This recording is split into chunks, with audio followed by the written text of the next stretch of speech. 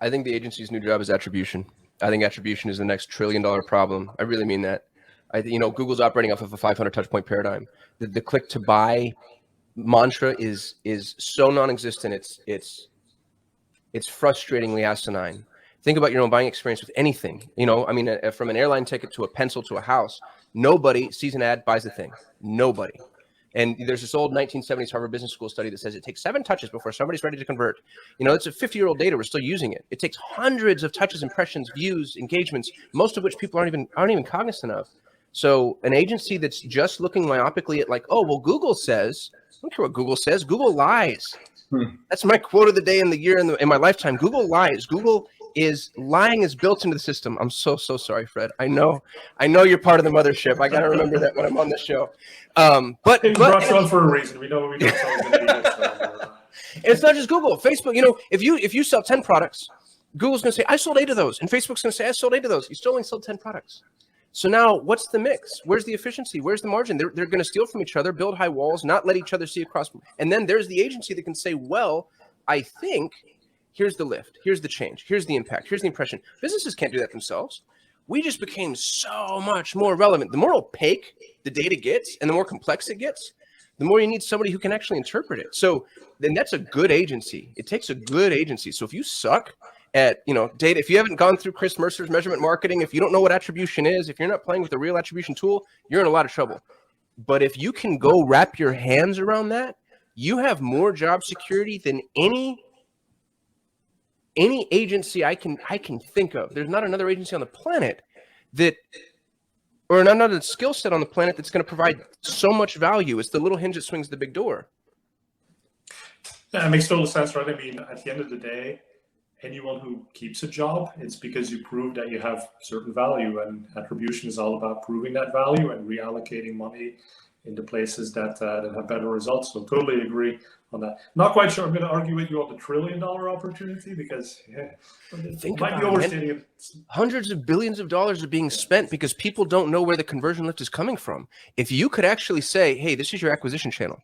This is where acquisition comes from. This is your engagement. This is your consideration. This is your nobody knows. Right now, we're all dealing with media marketing lift, MER and just pointing at ROI and CAC. If somebody was really able to zoom in and tell you at what stage the impact happens and for what avatar, it's over.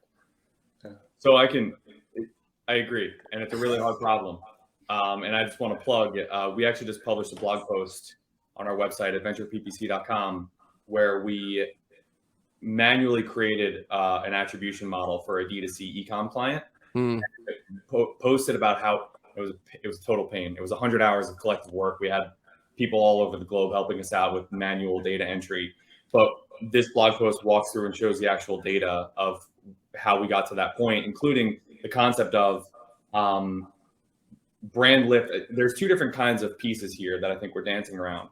And you have brand lift, which is like the impact of you see Coca-Cola ads everywhere, and how do you measure that affinity that you have to that? But the other one that doesn't get talked about enough in the digital advertising space is what I would refer to as a halo effect, meaning not just the impact on brand or revenue, but what is the impact that one ad has on the next ad?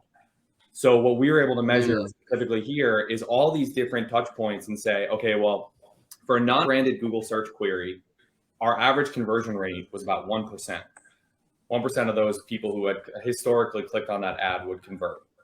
When we were able to measure the touch points of people who had first been shown a YouTube ad and then perform that exact same search, their expected or their actual conversion rate jumped to 2.4%. So from a math standpoint now, we can theoretically bid nearly 2.5 times more on that search query and still profitably convert that customer at the same CAC that we did before showing that YouTube ad. So now if we're saying we can now afford to bid more aggressively, that means everything. That's how you win in digital advertising, because that means we can scale more budget and we can outbid our competitors. But most people have given up on the concept of video advertising, and they've given up and they say programmatic ads don't work and YouTube doesn't work and discovery ads don't work. It's because people are trying to measure. Good for us. We'll take that. Right? Exactly. Let me tell you, arbitrage, YouTube costs less than it should.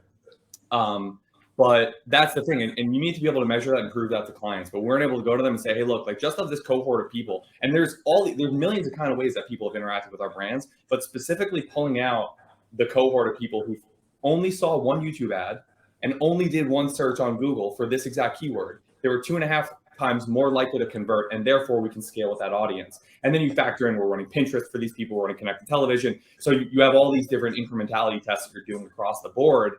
Becomes much more complicated. But I think understanding that principle of like the halo effect and the impact that one ad might have on the expected conversion rate on the next ad interaction, I think is the biggest thing that agencies can now bring to their clients, help them prove that. And that's the storyline that will help them get over the hump that, hey, cost per click has increased year over year. Yeah, but it's okay because we're gonna increase our conversion rate by doing these 3 things first. Dude, when